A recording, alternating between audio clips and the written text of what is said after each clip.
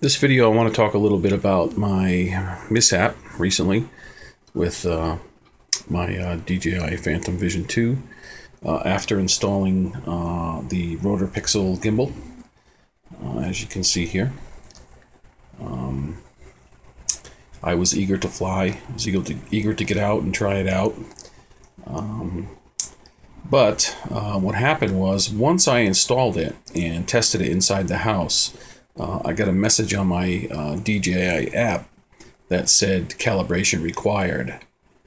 So I did a basic calibration here on my stool, and basically noticed that the camera was flopping all around after the calibration. The gimbal was shaking, and the camera was actually over here, and it was shaking like this, and it was up under here. So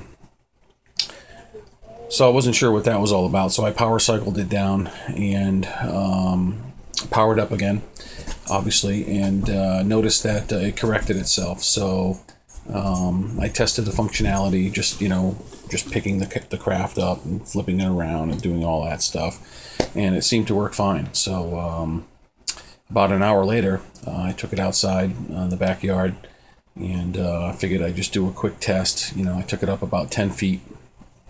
I had first powered it up, did the basic power up, got the home point locked, and basically just took off about 10 feet in the air. I had satellite lock. All functions seemed to work fine. All the controls worked. So I was like, well, let me just take it up. It was nighttime. Let me just take it up to like 80 feet and just kind of take a look around the neighborhood. As soon as I was getting ready to come back down, I noticed that my stick inputs were not working. It was similar to a flyaway that I had a few months earlier, where I had calibrated the craft on the back of my tailgate of my truck, then moved it about 20 feet, and then powered up and did all the pre-flight checks, and I had a flyaway and it crashed then. In this case, same issue. I had calibrated it in the house, not where I was actually flying. I had recently reverted the firmware back from 3 to 2, which is another variable in this issue. But in any event, at about 75 feet away, it flew away, hit my neighbor's tree, cartwheeled into the ground. It was a pretty nasty, violent hit. Basically what happened was this motor and whole assembly completely bent up this way.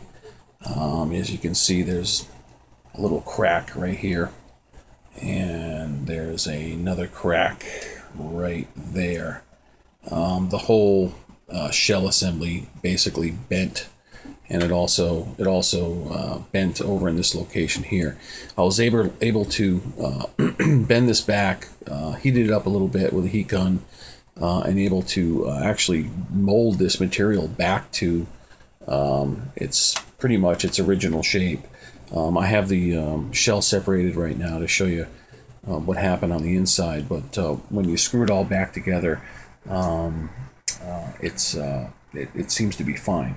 I'm thinking about getting another shell, but I'm not sure if I'm gonna. But show you what happened here. Take the top off, because I've already had that removed, and a little more light on the subject here.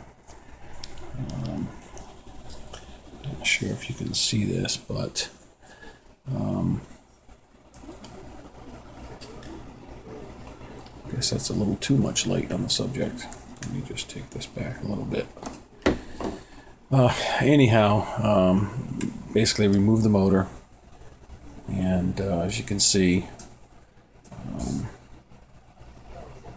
I had to separate the 3 leads from the speed controller at these 3 solder points right here, and also had to remove the cable from the main board and basically took the ESC completely out. As you can see, put it up against here, it's bent. It actually has a crack right there. Both LEDs are detached.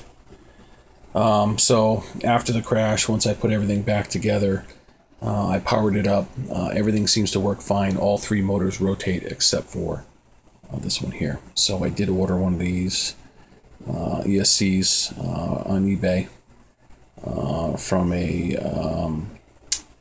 seller in China, and it's already being shipped. Also, when this whole assembly bent, when this whole arm bent up, this post impacted this resistor here, and I ended up having to heat that up with a soldering iron on the base of it where the crack was, and just kind of plastic welded that back so that there's no longer a crack down here at the base of it. So that's back and tight again. This is all together. Like I said, I had to reform it, but no major cracks, no other major damage here. This point didn't crack either, which I was amazed. So it is a testament to how well these are built. This is a really good pliable material that handles crashes very well. Just wanted to throw that out there. And once I get the new speed controller in, I will I'll post a video of how I did the reinstallation. But let's look at my setup. The Rotorpixel Gimble, I was lucky. It didn't get damaged more. This piece actually cracked in two. I was able to epoxy that back to shape, and the connector that connects to the existing servo lead up underneath also broke. So I had to pull the pins back out of that and fix that. But the rubber shock mounts, I think, is what saved the gimbal. They were all but I think one of them was detached. One of them was partially detached, and I think one of them was completely detached from the mounting plate that's on the stock mounting plate. So I do think that saved me from completely destroying the gimbal altogether. But either way, I think I lucked out.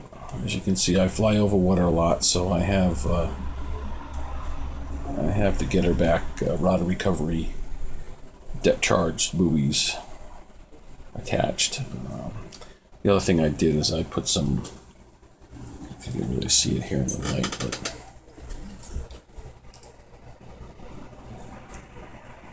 put some styrofoam feet on the bottom there, just so I can pull get the gimbal up off the ground a little bit. It gives it a little bit of clearance.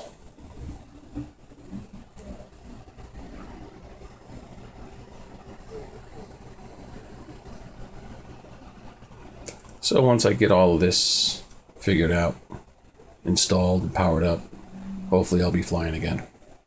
Thanks for watching.